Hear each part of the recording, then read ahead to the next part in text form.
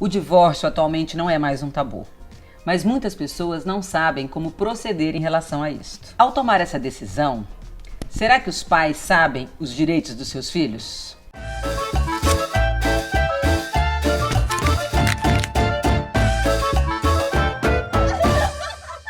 É o que vamos esclarecer agora.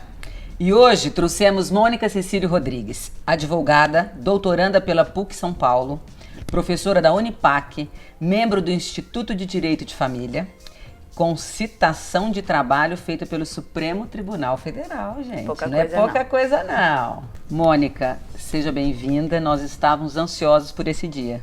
Desde que começamos os programas, ela estava na nossa lista. Finalmente chegou o dia. Eu que agradeço o convite e me sinto lisonjeada de estar aqui presente de vocês. Espero responder a contento as dúvidas, né? Tenho certeza. Também. Gente, hoje o programa com elas é só conosco. A Raquel foi ali, mas ela já volta. Então, deu errado. O casamento não foi pra sempre. Me divorciei. Aliás, me divorciei não. Quero me divorciar. Qual o primeiro passo?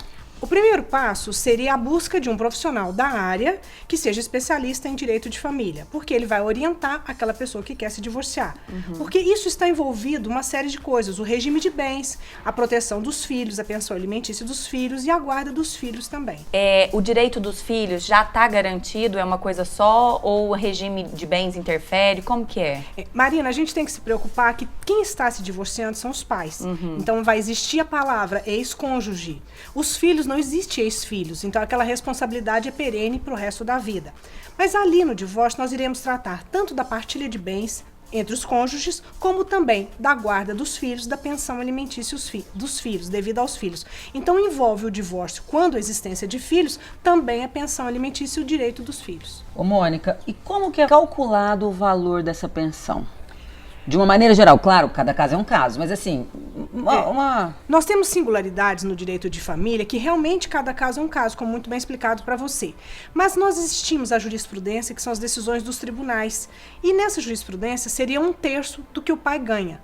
Esta conta matemática funciona se tiver só um filho. Isso que eu ia falar. E de só um casamento? Perfeito. Agora, se tiver mais de um filho, ou seja, 3 filhos, o que vai acontecer?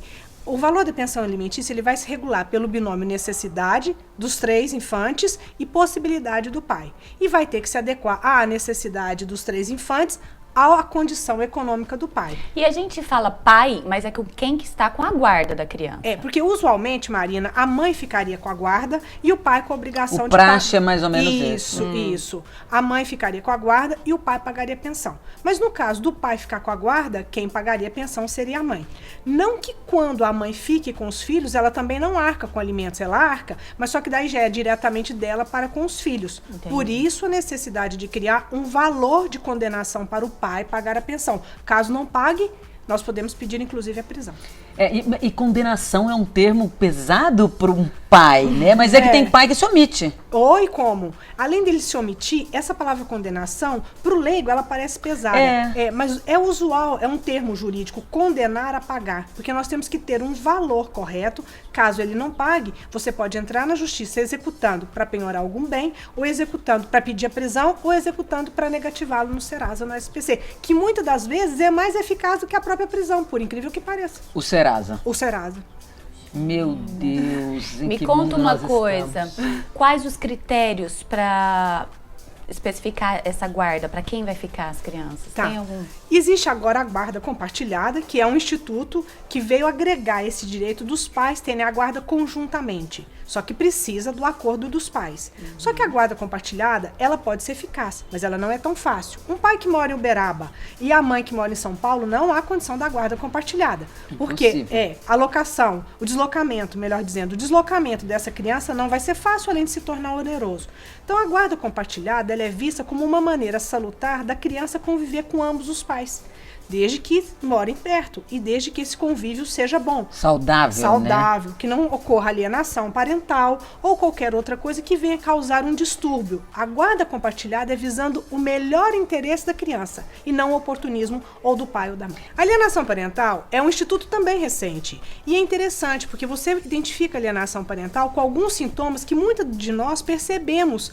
A criança chega em casa, depois de uma visita com o pai, ela chega agressiva, ela não consegue ter gestos de carinho com a mãe. Você já pode perceber que houve alguma intromissão no pensamento daquela criança com relação à mãe. E vice-versa. Perfeitamente. É porque a gente, uma preocupação nossa quando a gente foi tratar desse tema, gente, é que a gente não está aqui fazendo média nem com mãe nem com pai. A gente está aqui esclarecendo o bem-estar da criança. Então, nós tivemos muito cuidado na elaboração das perguntas por esse motivo. Então, por isso que eu te falei o vice-versa, porque pode acontecer do outro lado também. Por exemplo, a mãe, anteriormente à visita que vai ser entregue para o pai, a mãe fala mal do pai, acaba com o pai. Quando essa criança for para o pai, para visitar, para passar o final de semana, ela não consegue ter gesto de carinho com o pai. Por quê? Porque a mãe falou tão mal, ele não consegue ter afetuosidade para o pai. E como que procede isso? Como que... Tem resguardado? Tem. É resguardado, Marina, esse direito da criança na justiça. Chama ação de alienação parental. O pai, aquele que está sendo alienado, ele vai ter que provar na justiça essas atitudes agressivas da criança. Agora, submeter, passar uma criança dessa, por qual exame? O juiz que vai perguntar? Não. Ela vai passar por uma assistente social e por uma psicóloga, que tentará ouvir dessa criança da melhor maneira possível, sem ser invasiva, sem agressão à criança. E como é que o interessado consegue essa prova? Tá, ele vai ter que entrar na justiça e requerer ao juiz que essa criança seja ouvida por uma equipe multidisciplinar, que seria assistente social e o psicólogo. Perfeito, porque senão é agressivo uma a criança. Pergunta que eu acho que tinha que ter sido no início, quando resolveu separar lá, vai contratar um advogado e um psicólogo? No caso de filhos, você orienta isso? Eu sempre oriento. Na realidade, eu trabalho. Tanto é que eu tenho os profissionais da área. Às vezes a pessoa prefere um psicólogo homem, um psicólogo mulher ou um psicólogo infantil. Depende do que o cliente me sugestionar, me disser que, olha... A preocupação maior. Isso. Mas o meu filho está apresentando vômito, meu filho mudou a letra na escola, porque isso é sintomático. As pessoas, infelizmente, se alteram quando do processo do divórcio. E às vezes o casal é tão egoísta que ele nem se apercebe que o filho está passando por um problema horrível. Tomou bomba, pegou um monte de recuperação. Ficou mais agressivo na escola ou mesmo em casa? Perfeito.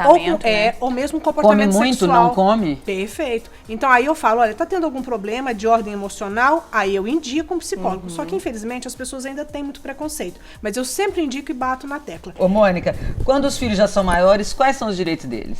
Aí, Vaniana, a gente recebendo essa pergunta sua como maioridade de 18 anos. Para que o filho tenha direito à pensão, ele precisaria estar cursando a universidade. Isso eu imaginei. Só que não é cursando a universidade, fazendo o primeiro período 5 anos, não. Ele real, né? Regularmente e sem utilizar essa graduação como estratégia para que seja recebimento da pensão. Manipular. Isto mesmo.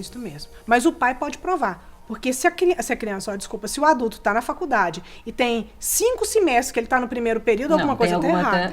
Perfeito? Mônica, como que uma mãe faz para conseguir o direito do filho que não foi registrado? Primeira coisa, Marina, ela tem que ir à justiça ou sim, até mesmo tentar uma conversa com o pai para ver se o pai, por liberalidade, amigavelmente registra a criança. Se não registrar, ela vai ter que ir na justiça propor uma ação de investigação de paternidade representando aquela criança, que ainda não tem o nome do pai no registro de nascimento. Aí, com esse nome do pai, é decorrente todos os outros direitos. Exemplo, pensão alimentícia, direito de visitação, direito de suceder caso o pai venha a falecer, como herdeiro também. Esse processo, no caso dessa mãe e desse pai que não são oficialmente um casal... Perfeito. Demora esse processo? Vaniana, infelizmente... Até conseguir, porque às vezes tem que achar o cara que se esconde. É muito relativo essa demora, porque quem tem urgência, qualquer minuto é demora. E infelizmente na justiça às vezes pode demorar, porque às vezes o pai não mora na mesma cidade, a mãe não sabe o endereço, aí vai fazer o exame de DNA, o pai se furta a fazer o exame de DNA, aí marca um novo exame de DNA, e o pai não vai. Às vezes pode demorar, mas eu sempre falo, antes tarde... tem que começar de algum lugar. Quando uma das partes se recusa a assinar o divórcio, como se procede esse? Marina, o casal ele pode se divorciar amigavelmente ou pode ser litigioso, que seria judicialmente também. Um dos cônjuges não quer assinar, o outro propõe na justiça a ação de divórcio litigioso, o divórcio vai ser decretado. Restará a briga com relação ao quê? Partilha de bens, se houver os bens, pensão alimentícia, visitação dos filhos. Mas o divórcio vai ser decretado. Não tem como o outro impedir. Ninguém pode ficar amarrado sem querer estar amarrado. Claro, é aquela velha frase vulgar mesmo. Quando não quer, dois não briga, e quando não quer, dois não amam. Então, a justiça decreta o divórcio. Restará a briga com relação à partilha e com relação aos que vai direitos ter que chegar em acordo em algum momento. Claro, mas se divorcia. E em caso de traição? É muito interessante essa pergunta, Vânia, porque eu sou muito procurada também pelas mulheres, porque ele é de engano, que vocês acham que só os homens traem. Não, as mulheres também traem. Eu não sei se é uma triste realidade dos tempos modernos, pode ser uma coisa muito cultural, está muito arraigado no latino. Mas, enfim, a traição não tem consequência nenhuma, a não ser uma questão moral. E uma questão que hoje a gente até tem que rever esse posicionamento, porque existe muito uma permissividade, eu falo isso muito para as clientes minhas, ou uma tolerância. Ele vai mudar. Muitas das mulheres acham que tem esse poder. Eu sou a Mulher Maravilha e eu vou mudá-lo. Não, não existe isso, bem. Só muda se quiser. Isso, e a mudança é uma coisa que muito difícil. Infelizmente, mas tem mulheres com essa expectativa. A traição, tanto por parte do homem quanto por parte da mulher, não há reflexo nenhum. Um reflexo pior dessa traição seria trazer para o casal um filho fora do casamento, que daí é uma imposição de um outro filho, só de um dos cônjuges, junto com aqueles filhos que já são de vocês. Mônica, muito obrigada por você ter vindo, esclarecer as nossas dúvidas. Eu de verdade te agradeço. Eu que agradeço de coração e me coloco à disposição de vocês. Foi um prazer. Esse negócio da disposição aí foi ótimo, gente, porque era isso que eu queria falar com vocês. Perguntas, ideia de pauta, qualquer coisa que vocês queiram comunicar conosco, ou pelo canal, ou pelo Facebook na nossa página, ok? Isso, continuem nos curtindo, dando like nos nossos vídeos, compartilhem, comentem e até a próxima. Inscrevam no nosso canal.